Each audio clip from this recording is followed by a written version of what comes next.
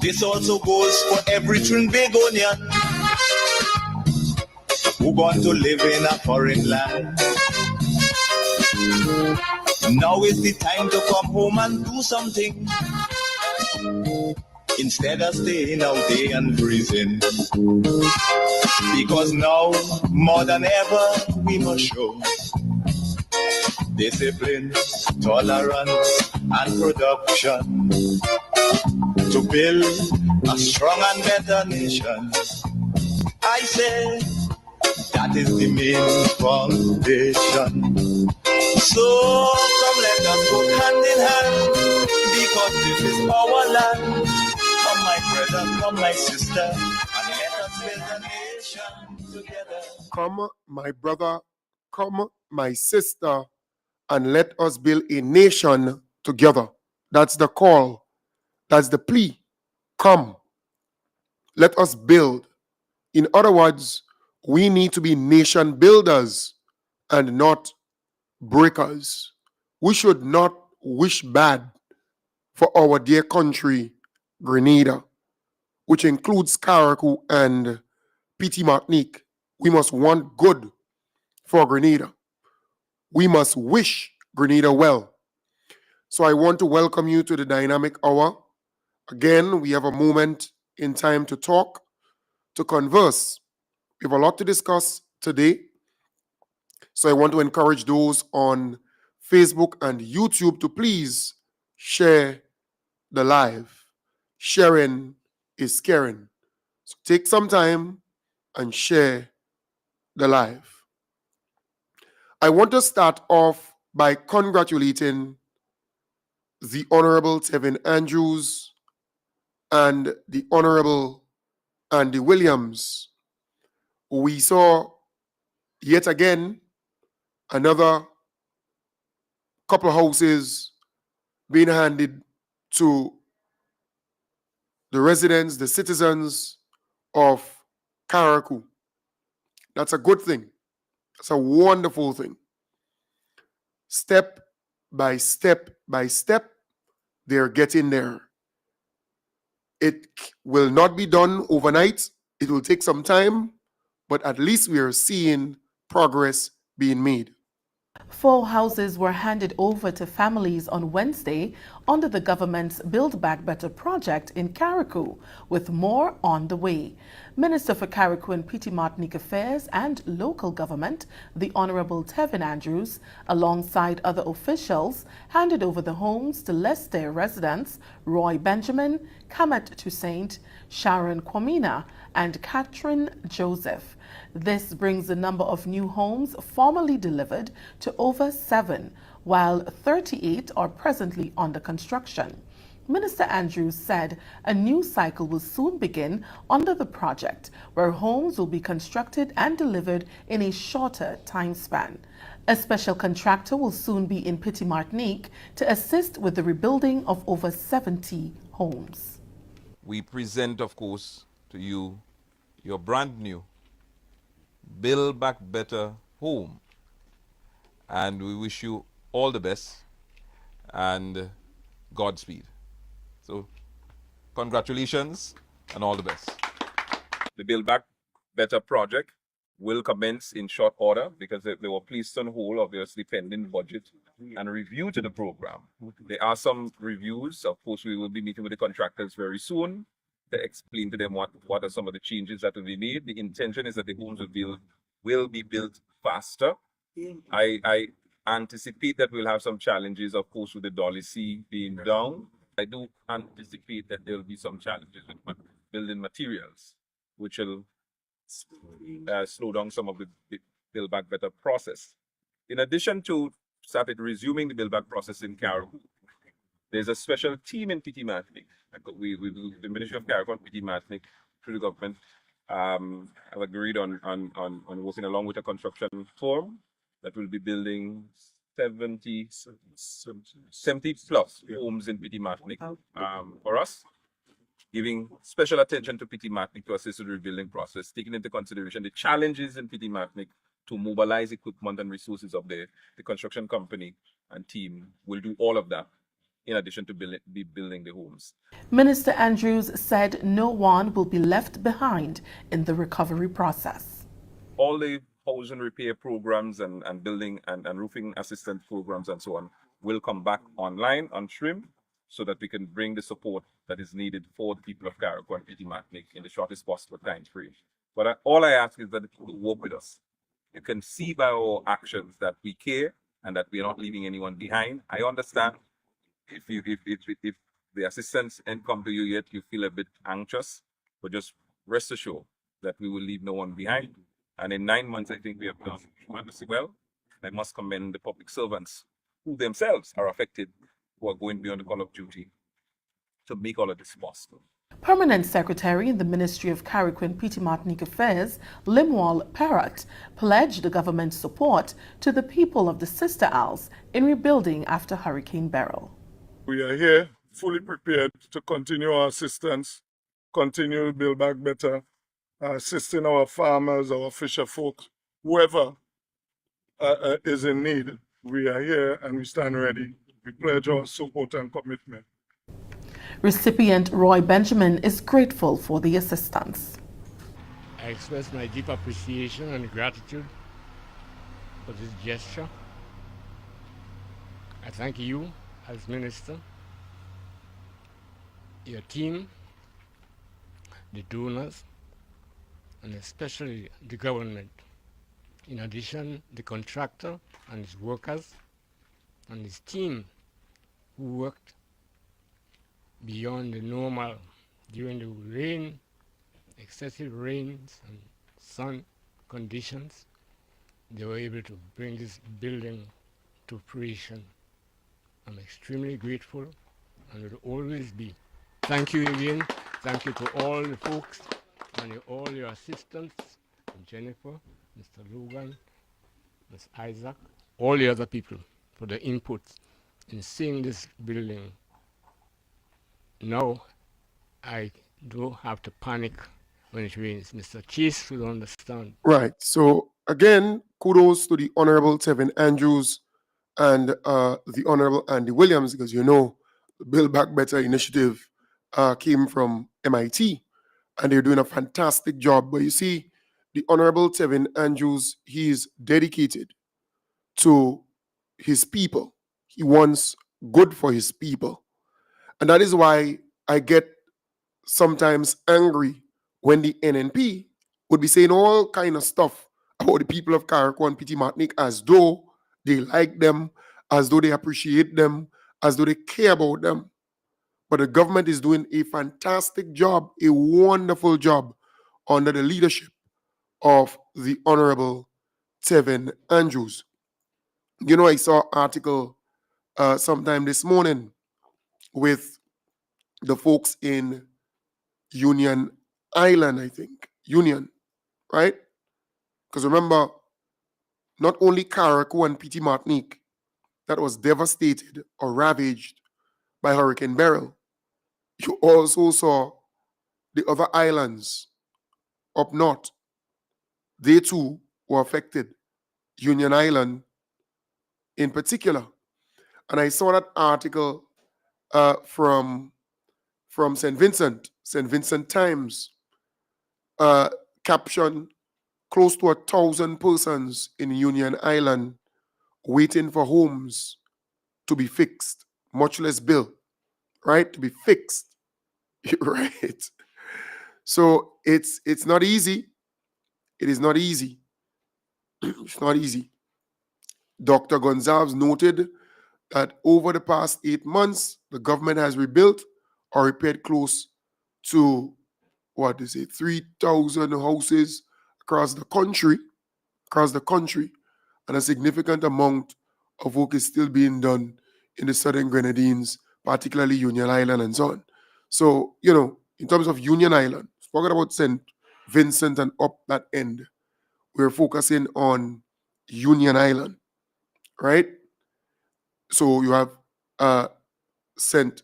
Carriacou, Petit Martinique, you know, and those little islands up. It's kind of difficult to get to them and to build back their homes quick enough because of the limitations. So it's a fantastic job that Tevin is doing in Karakou. All the limitations, he spoke about the Dolly C, for example, right? The Dolly C, that I think ran aground. So again, they have very few boats to carry, lumber and that kind of stuff, materials up to Karakou, up to Petit Martinique. So they're further challenged. So, patience is required. Patience is required. But at the end of the day, things are happening for the people of Karakou and Petit Martinique. And step by step, they intend to build 70 houses in Petit Martinique very soon. They continue with 38. I think they have 38 Build Back Better houses under construction. Then they intend to add some more to that, right? And the Build Back Better houses are looking really good. They're looking really good. So, it will take some time. It will take some time to reach everybody, but no one will be left behind, as the Honorable Tevin Andrew said there. And that's the spirit. It's not easy because you see, it's not Grenada. If it's in Grenada, you have a lot of firms, a lot of lumber yards, a lot of places where you can actually go and get materials, and trucks could pick it up, but you have to travel you have to transport it by boat to Karakou, and also by boat to Petit Martinique. So there are a lot of challenges, a lot of limitations, but they're getting there step by step by step. And besides that, the people who lost their roofs, many people in Karakou and Petit Martinique got assistance, worth millions and millions of dollars in assistance to repair their roofs. So it's not, it's happening. Things are happening step by step by step. So I really want to commend the Honorable Tevin Andrews where that is concerned. And folks, I want to speak about something, because during the budget, I heard, I don't know if she's the leader of the opposition or if Keith Mitchell is the leader of the opposition still. I don't know. I'm confused there. But I heard Emlyn Pear spoke about the Chinese houses and the low-income houses, and I heard Kate Lewis speak about that too. And a gentleman came to me over the weekend, and he said to me he went to Housing Authority, right? Housing Authority, to get a breakdown of the amount of money he paid, right? Because he continued to pay Housing Authority every month for that apartment, or that, what is an apartment they call it? Because, it's a building with a number of apartments.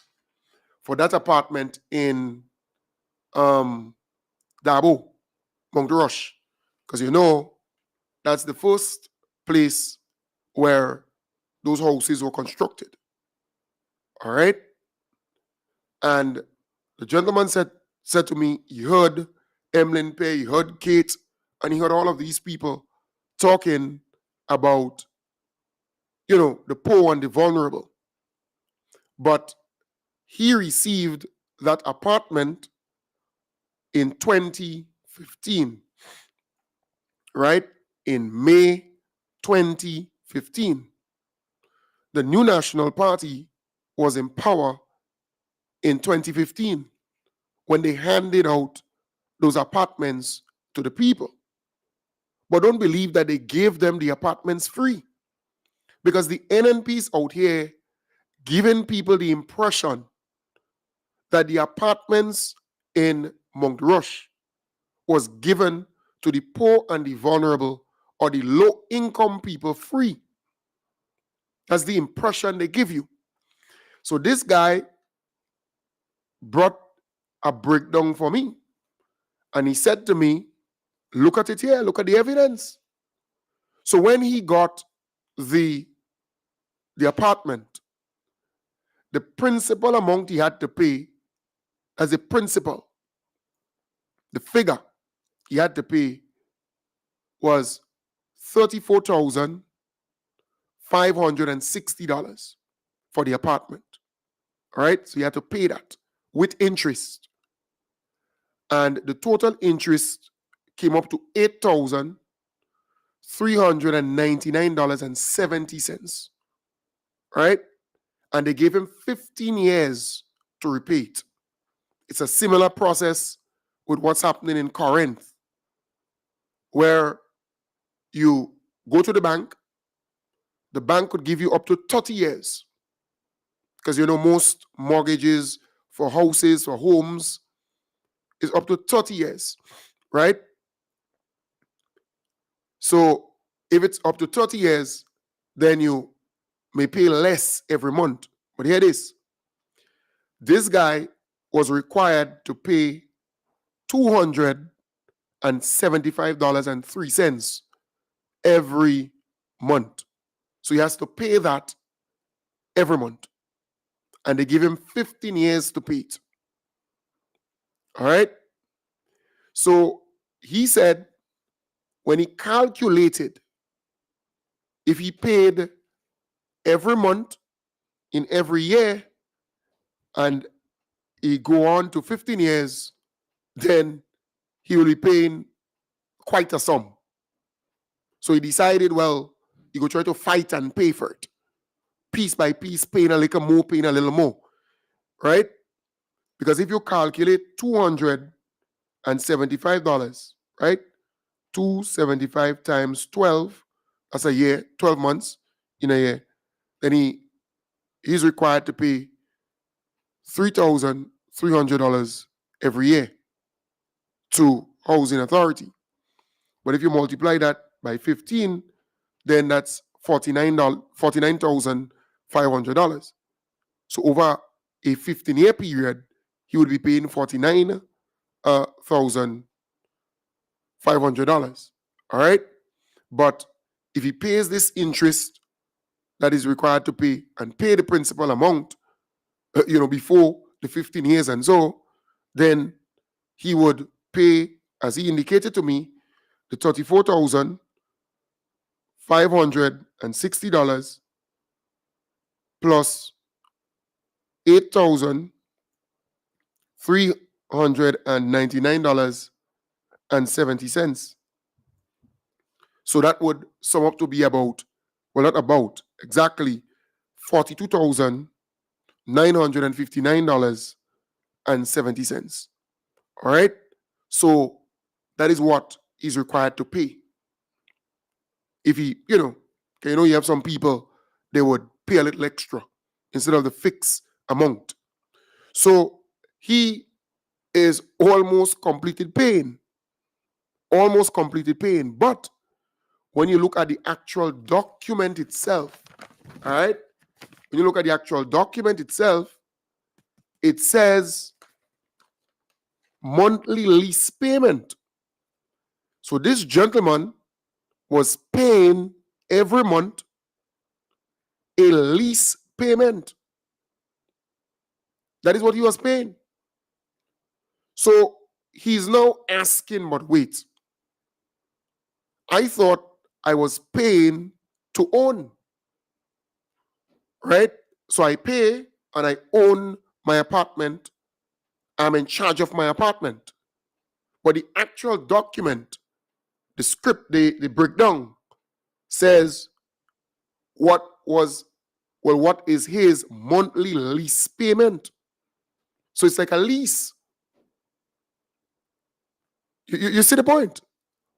So what the NNP is talking about and making people believe what they actually did to these people who they place in the Dabo housing scheme is to make them believe that this thing was reasonable, because here the NNP is making an issue over the $55,000 that the NDC administration is charging for the apartment at Corinth.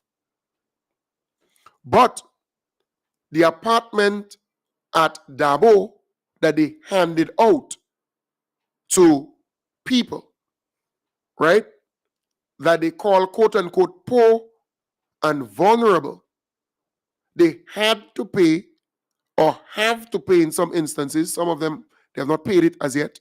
They have to pay a total of $42 to $43, $44, $45,000.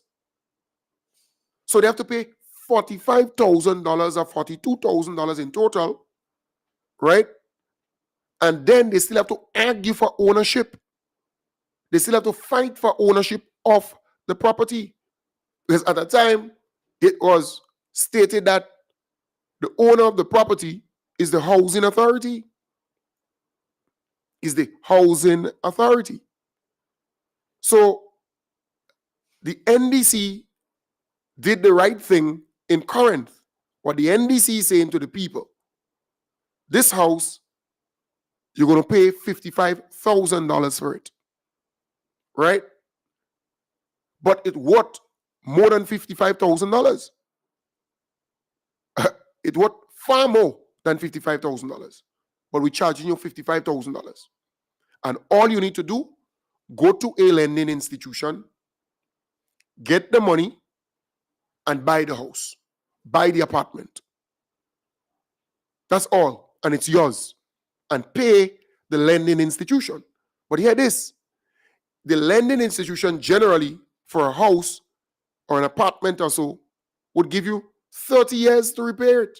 30 years. But look at the situation with this gentleman. And this is the facts. I'm not making this thing up. This gentleman is almost completed paying for the apartment in Dabo, Mount Rush, the housing scheme. And he had to pay every month $275.03. And remember, he got that apartment under the NNP administration. So they're making you believe that these people who they put in the Dabo housing scheme, they are low income and it's the poor and the vulnerable. But if these people are poor and vulnerable, how do you then expect them to pay $40-something thousand? Because you know the NNP, they always claim that it's too much. $40-something thousand. But okay. But when they complete paying, if you look at the actual document, it says monthly lease payment. So the money that they were actually paying is a monthly lease payment. So they're now saying, is it a lease payment for ownership, like you lease to own, or you're actually paying to own? You're paying and the payment is to own the property. So don't make NNP make you believe that what they did before they left office, before they were booted out of office, for these people were better than what the NDC is doing for the people now, you know. They could only fool some people. But anybody with sense will tell you that the deal that the NDC put in place for citizens to get an apartment at Corinth is a better deal than what the NNP put in place for the folks at Mount Rush, Dabo. What you saw at Mount Rush, Dabo, a lot of the people who occupy the apartments, they were not paying that monthly sum. They were not paying it. There are some who actually paying it because they want to complete paying this thing and get ownership. But when they look at the document itself, it says you're paying a monthly lease. It's a monthly lease payment. But from all indications, there is a path for them to get the property, right? So then they would have to go and pay the lawyer this and the lawyer that now, and then they would get the property. So added cost. But one thing the gentleman said to me, he said when he got the apartment, there was no closet in there. There was no cupboards or countertops. And remember, the NDC administration put in those things in the apartments for the people. Lest you forget that. They put those things in. I remember I had a piece with that, I remember I had a piece with that somewhere, right? If you bear with me, I would, let me just see what I can do here. I remember where they showcased the whole thing. Let me just play this here again and see if I can find it. 4 houses were handed over to families on Wednesday under the government's Build Back Better project in Carriacou, with more on the way. Minister for Carriacou and Petite Martinique Affairs and Local Government, the Honorable Tevin Andrews, alongside other officials, handed over the homes to Lester residents Roy Benjamin, Kamet Toussaint, Sharon Kwamina, and Catherine Joseph. This brings the number of new homes formally delivered to over 7, while 38 are presently under construction. Minister Andrews said a new cycle will soon begin under the project, where homes will be constructed and delivered in a shorter time span.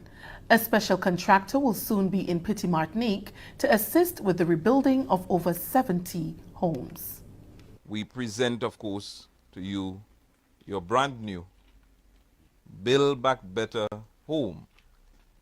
And we wish you all the best and Godspeed. So, congratulations and all the best.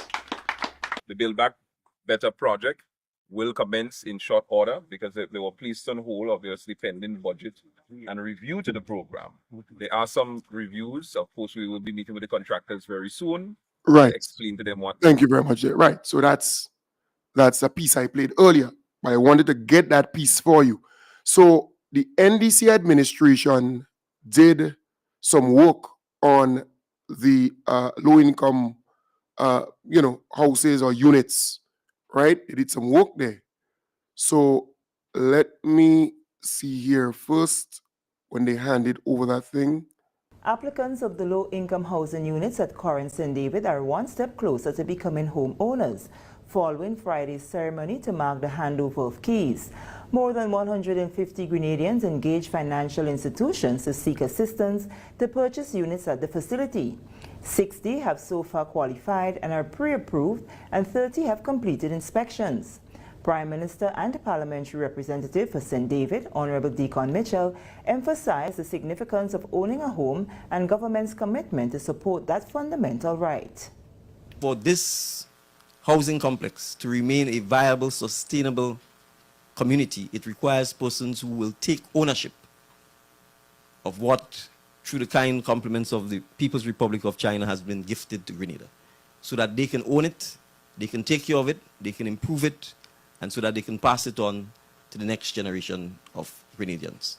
And so I want to congratulate all of the beneficiaries who've stepped up and put their hands up and given their commitment to being a homeowner and to creating a more stable, a more friendly, and a more prosperous environment within which to raise your family. I ask you, for those who may not be from St. David and who will be coming into this community, to embrace the community. It is a growing, thriving, loving community. We ask you to contribute to it, to engage with your neighbors, to contribute to social and community development. There's a lot happening. The Grenada Housing Authority has committed to cover the cost of insurance for the first 10 years and also manage security and repairs for the first 3 years. Manager Jason Williams said all the units have been accounted for. The Housing Authority of Grenada will commence inspections of units of pre-approved persons in the following order. The Villa, St. Patrick and Dumfries, Carriacou to commence on 2nd of April 2024, followed by Boucher on the 15th of April and Diamond St. Mac on the 29th of April. Now, once our units are inspected and accepted by the purchaser, you'll be required to sign a sale agreement. I'm speaking of the converted, yeah, in some cases. Following the signing of the sale agreement, the process will be then completed by our lawyers representing both HAG, the Housing Authority, and our client's financial institution. And it's as simple as this. With the aid of our highly respected and dedicated lawyers in our law firm, we assure that the public, the process is a simple and seamless one. He outlined the inspection schedule for the other sites as the process continues to hand over the keys to the homeowners. The Housing Authority, for the first 10 years, will bear the full cost of insurance coverage for all the buildings at the developments against fire and special perils.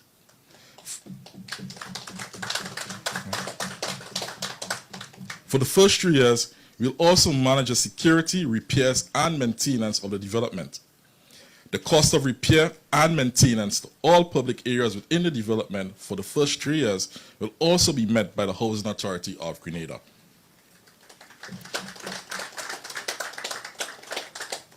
As many of you know, the operational model of the Phase 2 development, including Corinth, is distinct from the Phase 1 developments and previous developments undertaken by the government of Grenada. A homeowners association will be established for the condominium members, all residents of the facilities. This HOA will be equipped to handle the affairs of the condominium following the Housing Authority's handover. Presently, we have a secretariat on site, the first building as you enter from the top, as well as a full-time maintenance crew to assist homeowners when they move in. Chinese ambassador to Grenada, Wei Hongsheng, is proud of the milestone and commits to keep Grenada's development at the top of its agenda. Right, so I was trying to get the piece looking at the inside of the building. Like, I remember I did a piece, I saw. So that's the process. We are excited. Right, March 20th following inside. will take place to other shortlisted applicants. March the Friday 22nd March 2024 between the hours of 9 a.m. to 6 p.m. the following Right, will so you take could ignore place. that. I just want to see inside. Assigned units will be available for inspection for pre-approved clients. Appointment for viewing required. Clients can set up an appointment by contacting Housing Authority of Grenada's main office. That's not the piece I was looking Inspections for. will be conducted at 6 p.m. weekdays. No, it's not Diamond the piece. St. Mark, 29th April 2024 and onwards, 9 a.m. to 6 p.m. weekdays. Yeah, that's not the piece I was looking for. I was looking for a piece that they were promoting the whole sale of the building, of the condominiums or the apartments. I was looking for that. All right. Not able to find that because I actually showcase the whole thing. Let me see. Housing. Yeah, it was a nice ad promoting the whole thing, you know, where they showed inside because the government spent so much money on it, you know, looking at it, repairs that were done. So I was kind of going through to see if I see the inside because the guy was saying, look, at the end of the day, in Corinth and the other areas, the government spent an excessive amount of money to put closets, to put cupboards, to put just name it. It was an ad, it was a promo that the Housing Authority did. I had it somewhere here, but just not able to find it. Right, with the young lady showing the inside and what it could be like when you furnish it and so on. That promo piece, I had it somewhere there, but I just can't rest my hands on it. All right. Hello?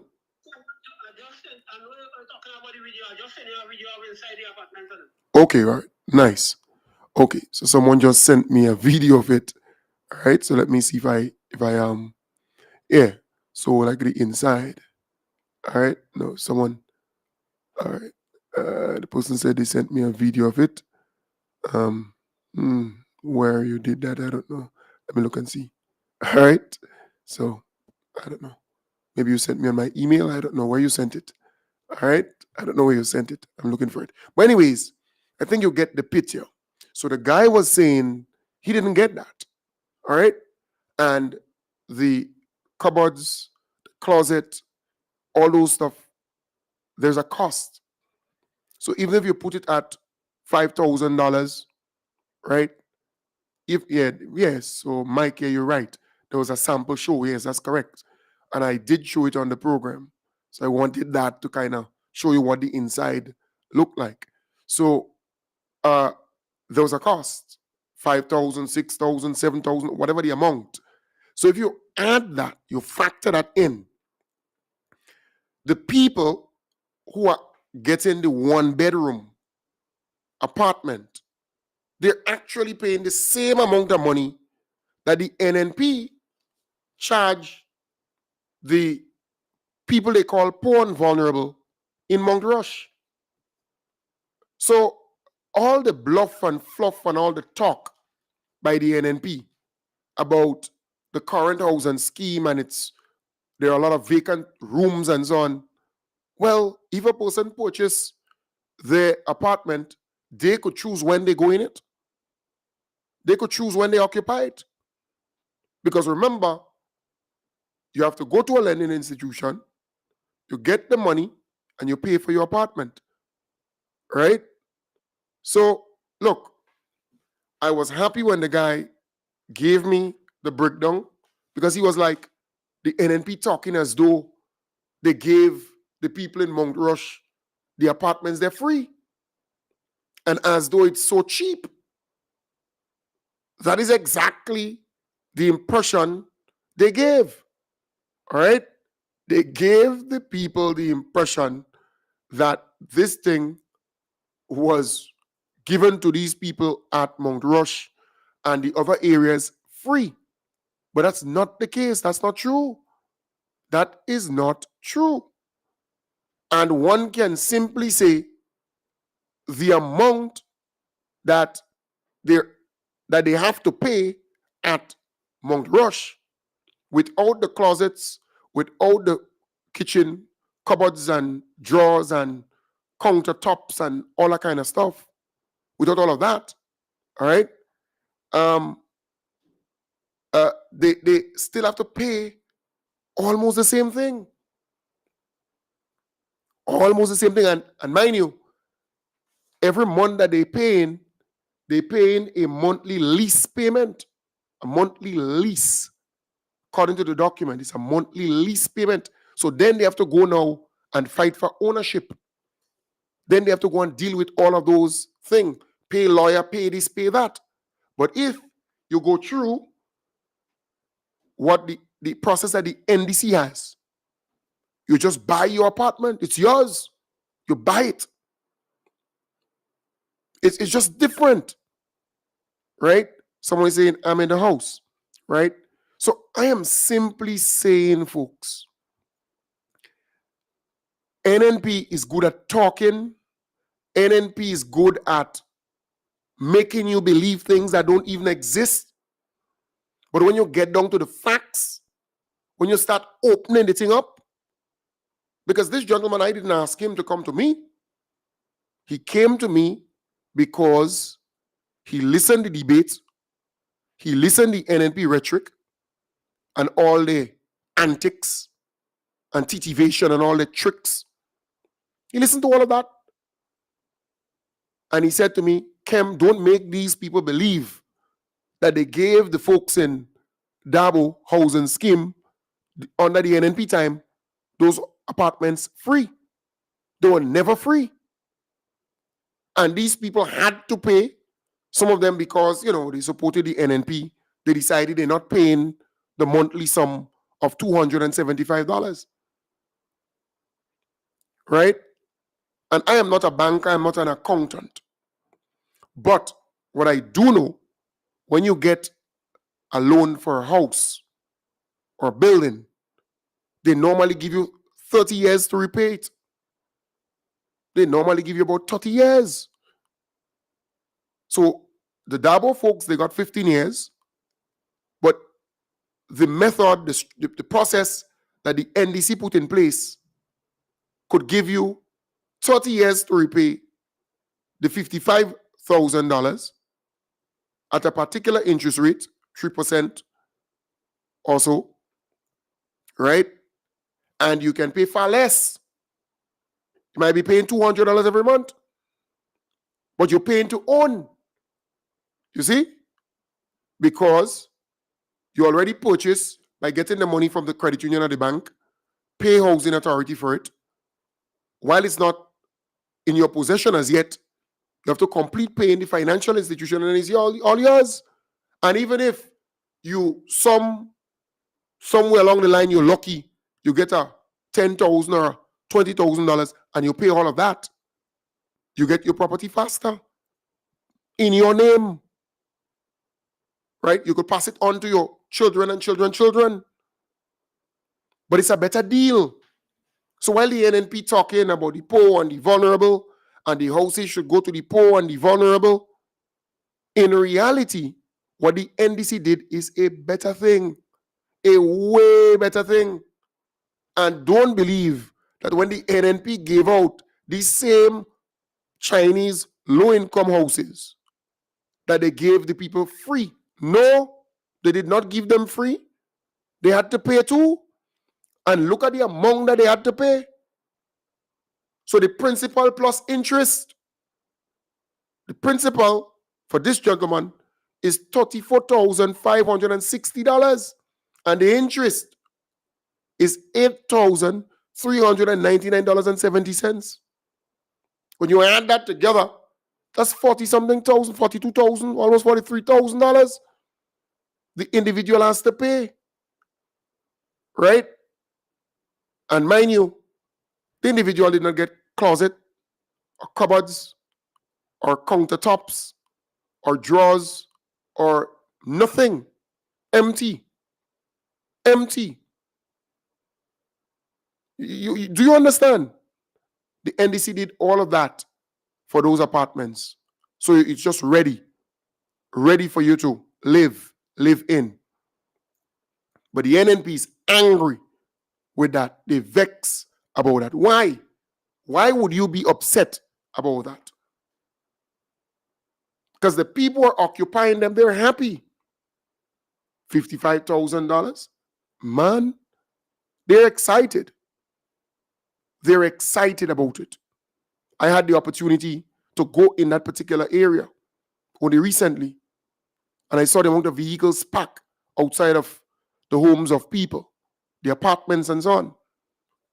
And there is life in that place, right? Hey, hello? Hello? Oh, so you sent it on what? WhatsApp? Yeah, on WhatsApp. Oh, WhatsApp. Where you found the video? Where you found the video? It's my condo that I was accepted and I was given. Oh, so your actual condo. Okay. All right, let me check it out. All right? One love. Okay, nice. Right, so that's an owner. That's a condo owner who sent me the video there. But that will take a little time to move it from WhatsApp onto the stream platform. But again, thank you very much there for sharing that with me. Okay? Right. Oh, so that's your condo. Beautiful. So you give me a thing there from your condo. Hold on, let me see if I could share it with you. Yeah, that's good. That's your condo. That's nice. So the program is reaching a lot of people, right? So the gentleman did a video from his condo.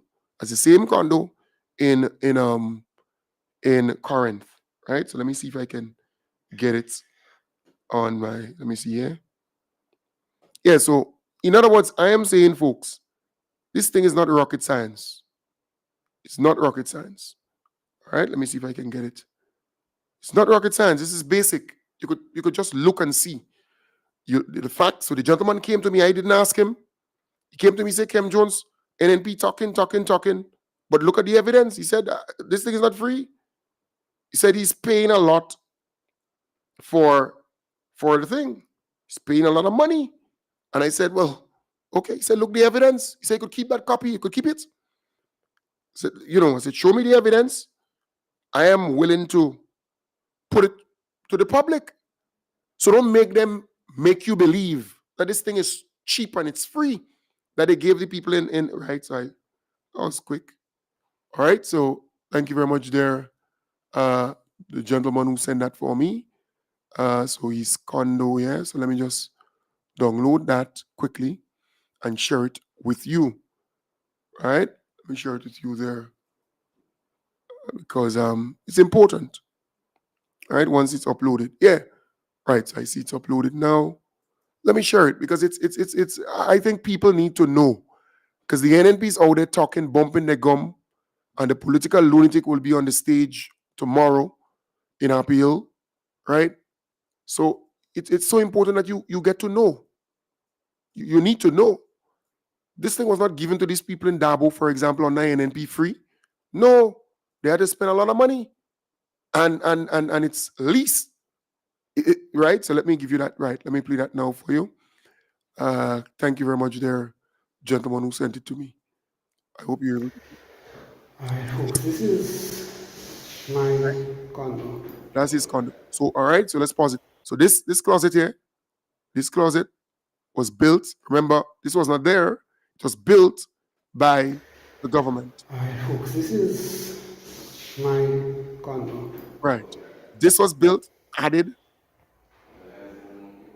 Right? Added. Nice. That was added. This is my condo. Right. Right? So that's added. Officially, My boy's proud of his condo. Right? Let's move to the next room. No. Right, the bathroom. Shower walking properly. Right. Good. Yes. Nice. So let's move to the kitchen. Right. So that's that closet there again. That cupboard. Windows. Toilet up the flushing is there. Yeah, right. So we want to see the kitchen area. Kitchen area we want to see. Big mirror. Right, so they put a mirror. I mean, and in the kitchen area. Face wash sink. Right. Right. So. Right. Good. So nice. Kitchen. Right. But they did some work besides that in some of the other areas. Right. But anyways, they added stuff in there, the closet, cupboards, things like that. I remember the lady did some showcasing of it. Right. Anyways. Flat screen on the wall here. All right, nice. Well, thank you very much there, my brother. I thought I would have seen something more there too. But anyways, right. But I'm saying that it did some work, additional work. The closets, the cupboards, the countertops, and so on. They did a number of things in those apartments, in those condos, right? And it's just $55,000. But when you look at Dabo, that they sold to the people, all right, they have to pay for it under the NNP. NNP gave out those apartments. They didn't put any closets. They didn't put any cupboards. They didn't put any glass, nothing there. All right? And it was still $42,000, $43,000, $44,000, $45,000 when you put everything together, interest plus principal, the principal amount. Right? And then they have to still go and fight to own, meaning get the lawyer and pay lawyer fee and pay this and pay that and pay. So NNP now talking, giving you the impression that they so care and that the houses should have gone to the poor and the vulnerable. Right? You have to understand what's going on here. They're talking about this thing should have gone to the working class and the middle income and the low income and the low income, right? The low income and the poor and the vulnerable people and so on. But the same houses were handed out or given to people by the NNP in the Dabo housing scheme. The same low income Chinese houses, right? But they didn't give them free. They did not give them free. I showed you, I explained to you the evidence. I explained to you the evidence here, a breakdown of the amount that the guy had to pay, right? The principal amount he had to pay was $34,560 plus interest of $8,399.70. That's $42,000 plus dollars. You hear me? But he went into that apartment. The NNP didn't put closets and cupboards and those kind of things. No.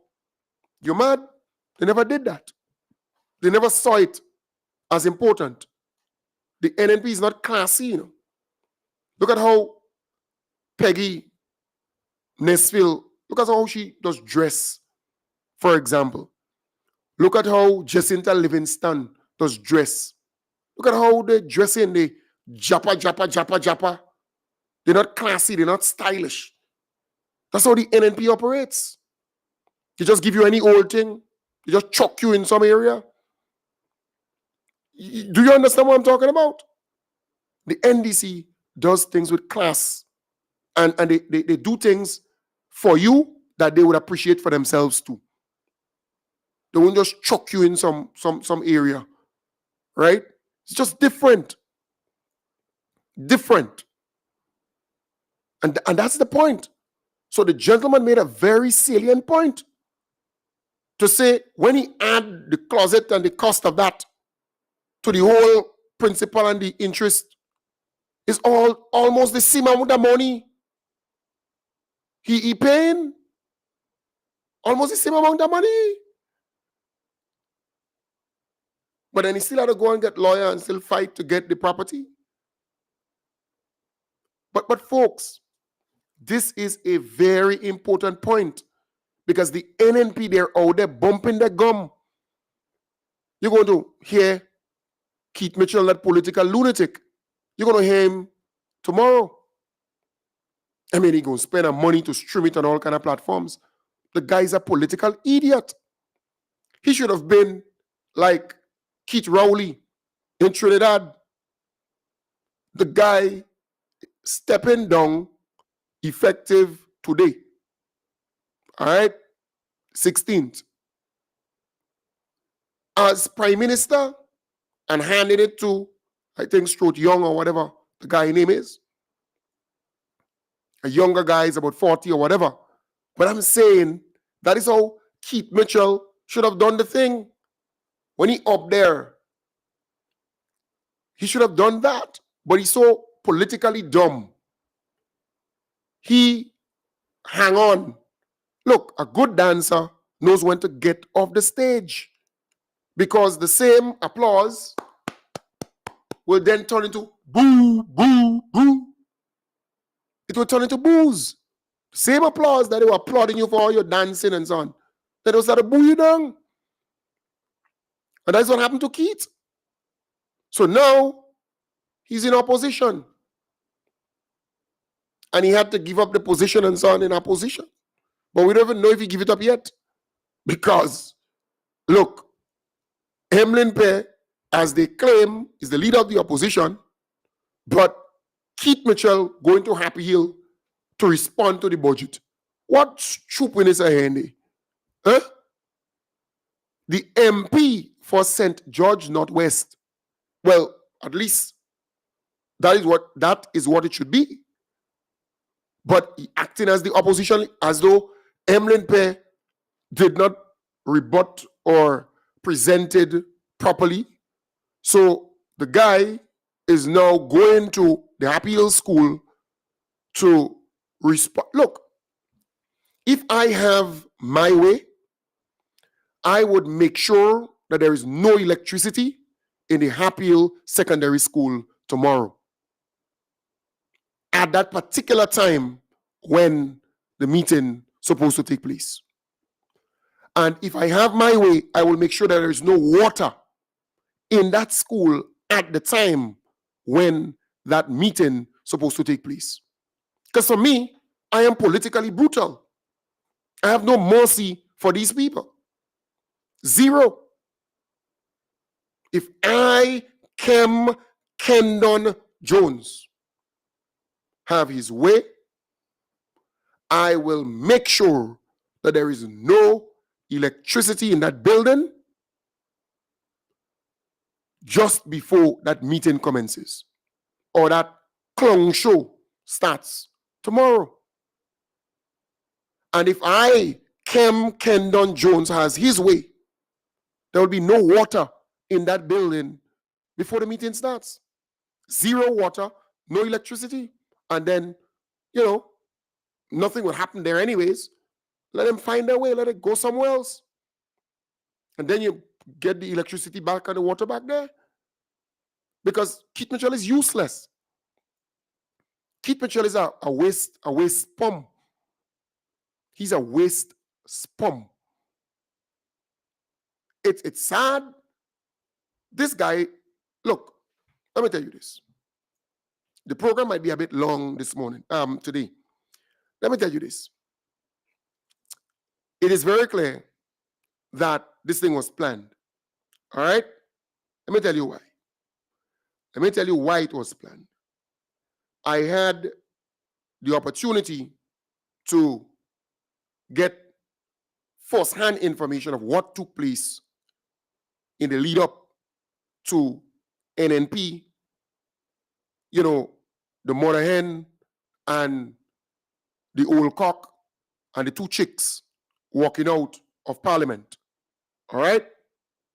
The mother hen, the old cock, and the two chicks walking out of Parliament. So you have some people out there who want to blame the Speaker of the House because the Speaker of the House did not and has not yet spoken on the matter. Right? He didn't tell you what happened, what he did before all of this thing took place. So all the members of the House had made their budget presentation, except our beloved Prime Minister, who of course was engaged on government business with the Speaker of the House of Canada, and the MP for St. George Northwest. None of them was in the chamber at the time. The Minister of Finance attempted to close the debate, but the Speaker stopped him, called a recess, and went in search of the other two members who had not yet presented. He found them and spoke to them. He informed both our beloved Prime Minister and the MP for St. George Northwest that he called the recess to give both persons a chance to present on the budget. After all, this happens only once a year. All right, the budget. So we wanted to give both of them the opportunity to present. The Prime Minister agreed to present, but the MP for St. George Northwest turned down the offer. He spoke to Dr. Keith Mitchell in the presence of the leader of the opposition and the other two opposition members. The Speaker of the House spoke to Keith Mitchell in the presence of the leader of the opposition, Emlyn Peh, and the two other opposition members. The Speaker returned, to the chamber and invited the PM to make his contribution to the budget debate, since the other MP declined to do so. So Keith Mitchell declined. Right? So, in other words, this is why I said this whole thing was a planned thing. You didn't want to speak. You never wanted to give a presentation at the Parliament. You never had any intention to do so. You never did. Right? The Speaker could have allowed the debate to close in the absence of the two members. He could have allowed the debate to be closed by the Minister of Finance without our beloved Prime Minister speaking or presenting, or the MP from St. George Northwest, Keith Mitchell, speaking. Right? So, look, And this thing came from the source, the actual source of all of this. So this is not no make-up story. So they were actually engaged. The man turned it down. And then he came publicly and make this big fuss and big scene. And then the political lunatic walked out of the parliament, go outside with some, 5 or 6 or 7 supporters, Peggy Nesfield, she usual chess vibes, and the others out there doing their stupidness.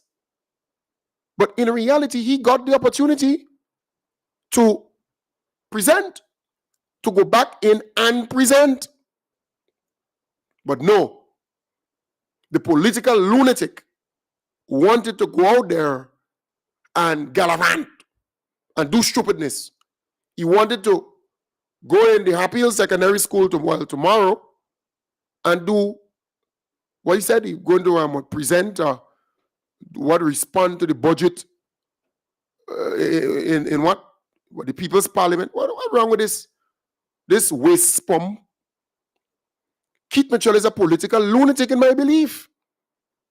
So if I had my way, I would make sure that there is no electricity in that building for that meeting to take place or for that stupidness to take place, and that there is no water in the building for that thing to take place.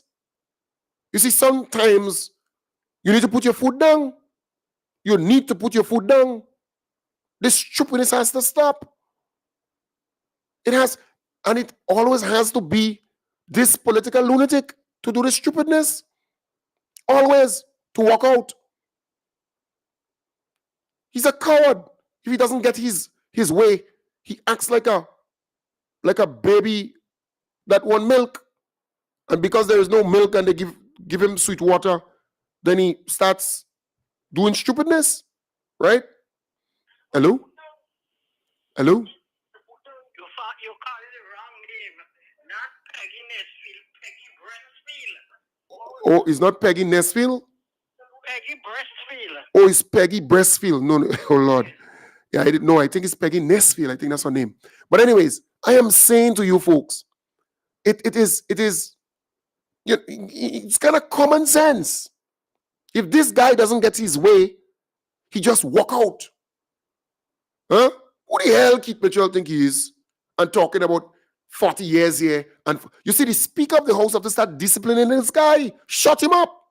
And the next time he start acting that way, you get the sergeant at arm to drag him out. Or ask 2 young police officers with muscles to drag this thing out and toss it outside. You have to take drastic action. In fact, if you did that, you would have been hailed a hero. Because the Grenadian people home and abroad, they want to see that happen. You have to discipline this political lunatic.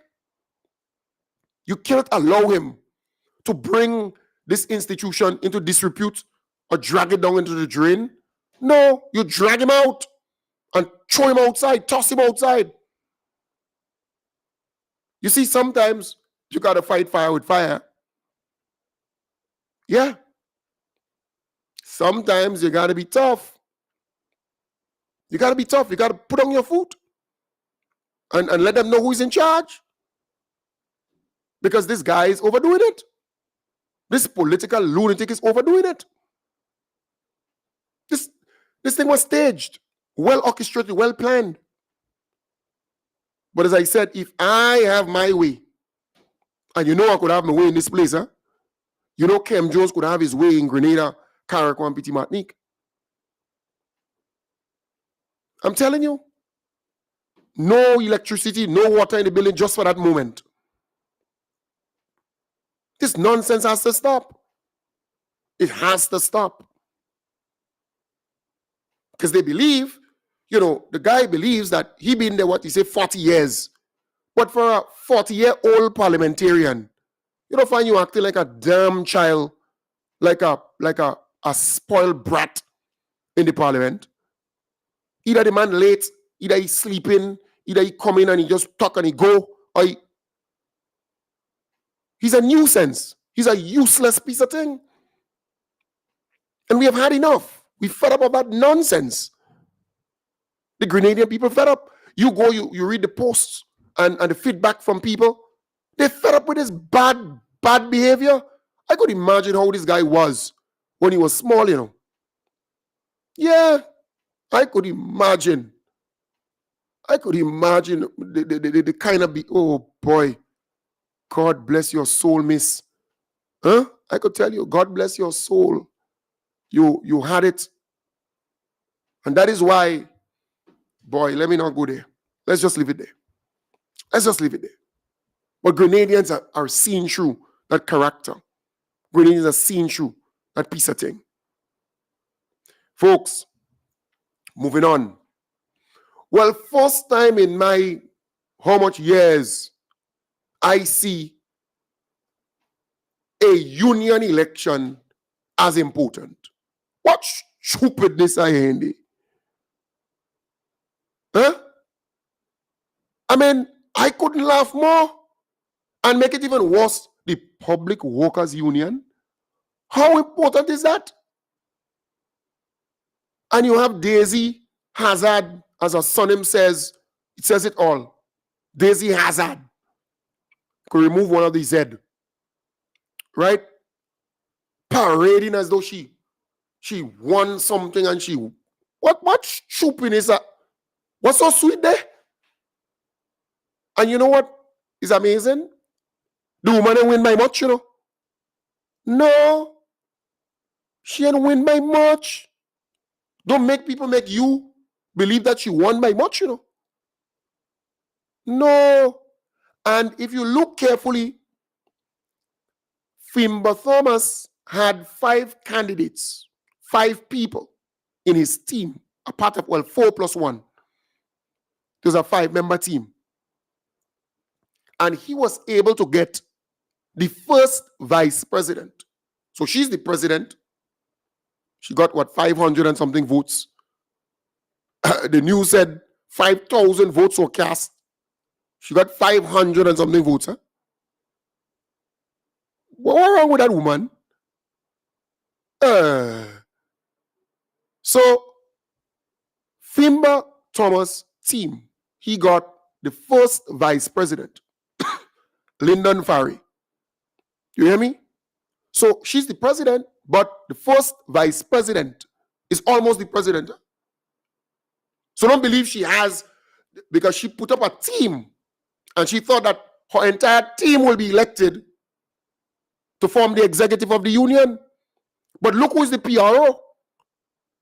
Look who is the first vice president.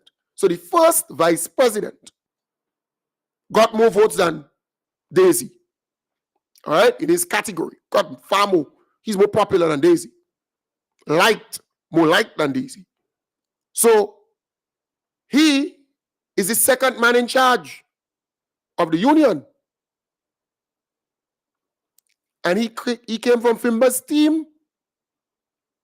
The PRO, the person to sell the union, to promote the union, the position that Daisy once held, or last held. Who is headed that? Wendy, what's up? Chateau, I think. Yeah, Wendy Chateau. So, she was a part of Fimber's team and Homion Elcock. She was a part of Fimber's team, assistant secretary. So don't make her believe that the entire executive came from her team.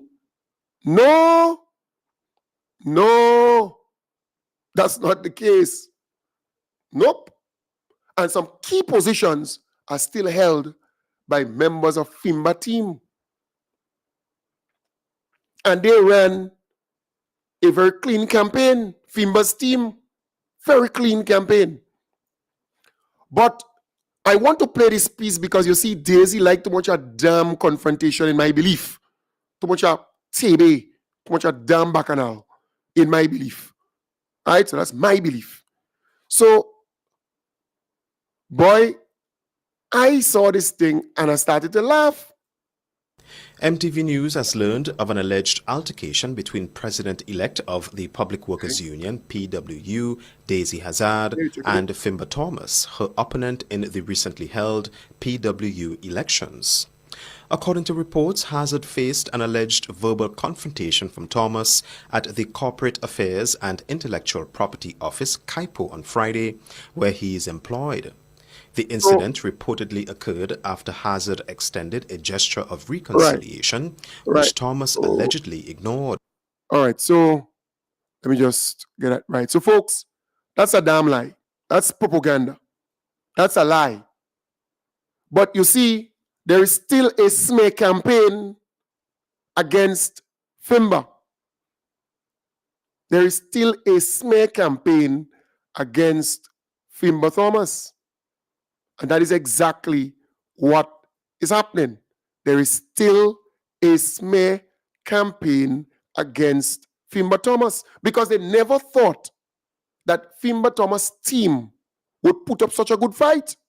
They never thought so because he was able to get the first vice president in, right? That's his a member of his team, and the public relations officer is another member of his team on the executive. So it's a smear campaign still taking place against the goodly gentleman. That's a lie. What the news item, there's a blatant lie. It's propaganda. It's a lie. They're still seeking to destroy the guy. Certain elements, when I say they, certain elements are still seeking to destroy the young man. And don't make them make you believe that they, flawless and they, they like the sacrament towel. Don't make them make you believe that. I'm telling you, don't make them make you believe that. So, the woman is not as popular as you think, or else she would have gotten a lot of votes. She won by what, 83 votes? So 83 people, because she got about just 500 and something votes. Out of all the votes cast, all the amount of public officers that she boasts and talk about, that they have and they didn't vote for her. No, they did not. In fact, the secretary, right? Was it the secretary? There are a number of other people who were going up for that office who got way more votes than her.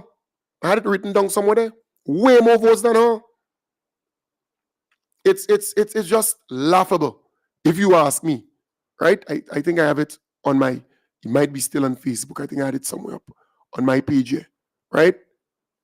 Yeah, they got way more votes than her. So the second vice president, that person got more votes than Daisy, who is the president, but she got more votes than Daisy. More people cast votes for her than Daisy Hazard. The PRO, more people cast votes for the PRO than Daisy Hazard. More people cast votes for the first vice president than Daisy Hazard. So all this hype and all this, what stupidness. She not popular. She not likable. They waged a campaign and for some strange reason they survived. But, and mind you, them NNP and them jumping up as though they won the election. It's amazing. Them NNP and them jumping up as though they won the election. I say, what kind of stupidness is that?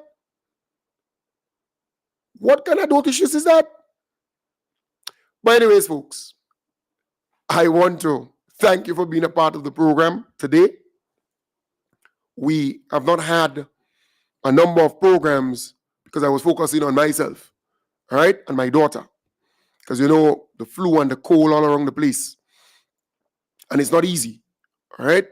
And whenever Zoe has the flu, there's a great probability that I will get it because she tends to sleep on my chest many a nights. All right, so there's a great probability. And, you know, she's young, she's in school, and that's always a high probability that I will get it. All right, but it's what it is. And I was able to, you know, bounce back nicely. She too. In fact, she was here earlier. She wanted to come and say hi, but she had to go plait her hair to nice up for school, to dials up for school tomorrow, you know. So those things do happen. All right. I want to thank the people who reached out. You know, once you hear me, you want to know what's going down. All right. I want to thank you very much. And those who continue to pray and watch over me. All right. Look out for your boy. I am thankful. I'm eternally grateful. I am sincerely grateful. So, folks, I want to wish you all the best. Have a wonderful Sunday. I will be back with you again tomorrow morning, God's willing, from 8 a.m., where we're going to continue that journey. All right? I have one or two little things to promote for the Canada chapter. All right? I have an ad to promote for them and a number of other things. But we're going to fall